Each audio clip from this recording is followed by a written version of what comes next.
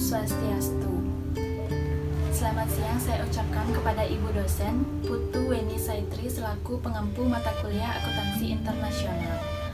Kami dari kelompok 8 akan membawakan video dengan judul Krisis Ekonomi Yaman 2011. Sebelum kami memulai video ini, izinkan saya memperkenalkan nama-nama kelompok saya.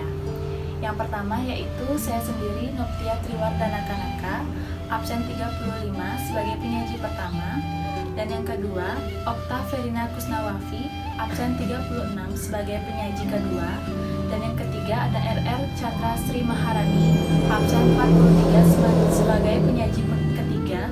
Dan yang terakhir ada Siti Sofiatus Soleha, absen 44 sebagai penyaji keempat. Langsung saja saya mulai materi yang pertama yaitu Krisis Ekonomi Yaman 2011. Awal petaka Yaman dimulai ketika sang presiden dituntut untuk turun. Dari sini kemudian satu persatu nestapa dimulai. Hingga sekarang konflik di Yaman melebar dan sudah menghasilkan begitu banyak korban. Kini sebagian masyarakatnya pun hidup dalam ketitiran, mulai dari ketidakamanan, fasilitas minim, dan sebagainya. Dan lagi-lagi dunia seolah tak mengetahui hal ini dan kesannya menutup mata. Kemudian yang kedua, Yaman mengalami krisis pangan terbesar di dunia.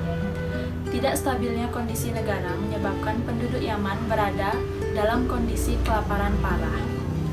Bahkan, menurut data masyarakat Yaman, saat ini sedang menghadapi krisis ketahanan pangan yang terbesar di dunia. Ada kurang lebih 7 juta penduduk Yaman yang setiap harinya mengalami ketidakpastian terkait dari mana mereka akan mendapatkan makanan nanti. Kelaparan krisis pangan juga termasuk membawa dampak buruk bagi anak-anak yang sedang dalam masa pertumbuhan. Berdasarkan apa yang tertera di hakibun.com, 1 dari 2 anak di Yaman mengalami keterlambatan dalam pertumbuhan. Selain itu, ada sekitar 10,6 juta anak di sana yang terancam kelaparan setiap harinya, serta 1 juta balita harus mengalami kekurangan gizi. Selanjutnya akan dilanjutkan oleh penyaji kedua, yaitu Okta Verina Kusnawafi. Saya Okta sebagai penyaji kedua akan menjelaskan aspek ekonomi di Yaman. Ekonomi sejak bersatunya Yaman Utara dan Yaman Selatan, penyatuan perusahaan pabrik dan legal sistem berjalan sangat lambat. PDB atau Produk Domestik Bruto Yaman pada tahun 2016 yaitu sebesar 27,30 miliar US dollar. Nilai PDB ini mewakili 0,04% dari ekonomi dunia. Dari tahun 1990 sampai 2016, PDB di Yaman rata-rata mencapai 17,46 miliar dolar dengan pencapaian tertinggi sepanjang masa yaitu 43,20 miliar US dollar pada tahun 2014 dan rekor terendah yaitu pada tahun 1994 dengan PDB Yaman hanya sebesar 4,17 miliar US dollar. Sebelum tahun 2014, Yaman sangat bergantung pada penurunan sumber daya alamnya, di mana minyak dan gas bumi menyumbang sekitar 25% dari PDB dan 65% dari pendapatan pemerintah Yaman. Pemerintah Yaman kini secara rutin menghadapi 35 kekurangan anggaran tahunan hingga membuat pemerintah Yaman melakukan diversifikasi ekonomi melalui sebuah program reformasi yang dirancang untuk mendukung sektor-sektor ekonomi non-migas dan investasi asing.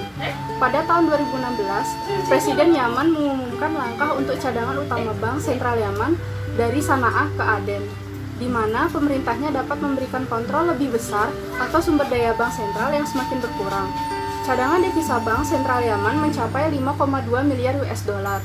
Sebelum terjadinya konflik atau Central Intelligence Agency 2017, negara ini juga harus menghadapi krisis likuiditas yang meningkat dan kenaikan inflasi, di mana banyak sektor swasta yang mengalami kemunduran dengan hampir semua bisnis melakukan PHK yang substansial. Dana kesejahteraan sosial dan program transfer tunai untuk orang-orang Yaman tidak lagi beroperasi dan belum melakukan pencairan sejak tahun 2014. Saya Rani sebagai penyaji ketiga, saya akan menjelaskan dampak dari krisis Yaman yang separuh warganya dihadapkan pada kondisi pra-kelaparan. Jadi setidaknya 14 juta warga Yaman atau separuh populasi negeri Yaman terancam kondisi ambang kelaparan.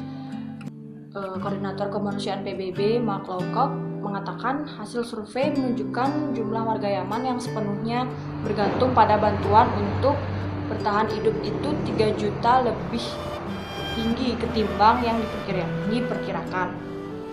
Jadi Yaman mengalami kehancuran akibat eskalasi konflik yang meningkat pada 2015. Ketika koalisi yang dipimpin Arab Saudi melakukan intervensi militer setelah kelompok pemberontak Houthi menguasai sebagian besar wilayah barat negara itu.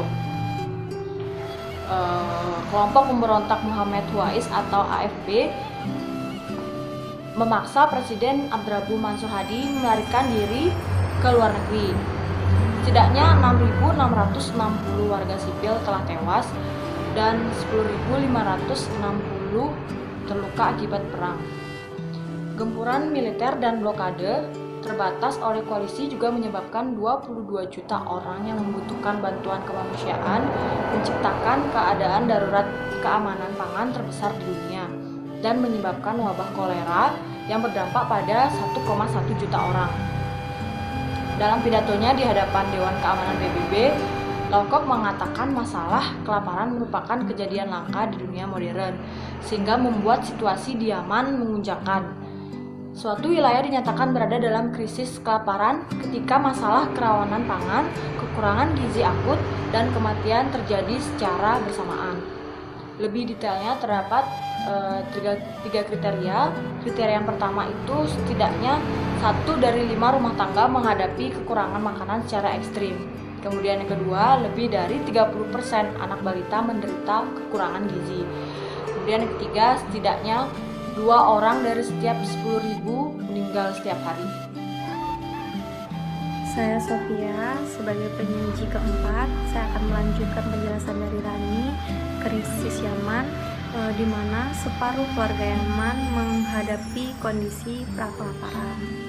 Lowcock mengatakan penelitian yang dilakukan setahun silam yang saat ini sedang diulang telah menemukan bahwa di 107 dari 333 distrik di Yaman, 2 ambang pertama sudah terlampaui atau hampir mendekati. Adapun ambang ketiga yaitu tentang jumlah kematian yang sulit dikonfirmasi. Dia mengatakan bahwa jumlah kematian yang tidak terungkap itu kesulitan karena fasilitas kesehatan di Yaman hanya sebagian yang bisa berfungsi, dan banyaknya warga Yaman yang terlalu miskin, jadi tidak bisa untuk mengaksesnya secara terbuka. Terlebih lagi, sangatlah sedikit keluarga di Yaman yang melaporkan jika ada keluarganya yang meninggal dunia. Namun pada tahun 2017,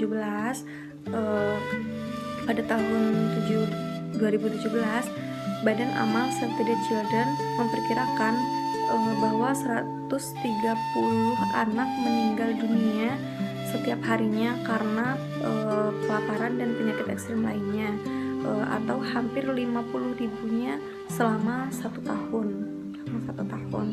PBB mengatakan atau memperingati kelaparan di Yaman pada tahun lalu, tetapi Lowcock mengatakan bahwa situasinya saat ini lebih parah atau lebih serius karena ada 2 alasan.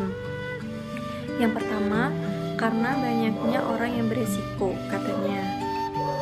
Penilaian kami yang sudah direvisi adalah jumlah total yang menghadapi kondisi prakelaparan, yang berarti mereka sepenuhnya bergantung pada eksternal untuk bertahan hidup, dapat mencapai 14 juta dalam waktu dekat, bukan 11 juta lagi seperti yang sudah diperkirakan semula, kata Koordinator Kemanusiaan PBB Mark Lowcock.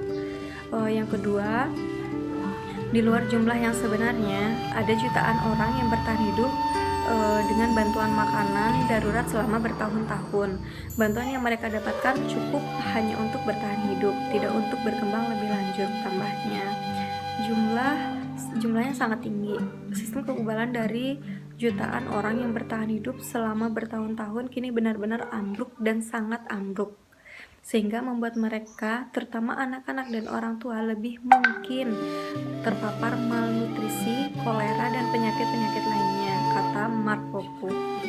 Lowcock mengatakan krisis kemanusiaan makin diperparah oleh krisis ekonomi di Yaman dan pertempuran yang terus berlangsung di sekitar pelabuhan Hudaidah di Laut Merah yang dikuasai pemberontak. Padahal posisi pelabuhan itu sangatlah penting karena negara itu secara tradisional masih mengimpor 90% untuk konsumsi makanan. Dia kemudian menyerukan agar kontak senjata dan pertempuran dihentikan di sekitar fasilitas di mana operasi bantuan sangatlah bergantung, yaitu demi melindungi pasokan makanan dan barang-barang penting yang dibutuhkan. Dia juga menyarankan antara lain ada peningkatan pendanaan untuk operasi kemanusiaan serta agar semua yang serta mengharapkan agar semua yang bertikai melalui pembicaraan secara berdamai.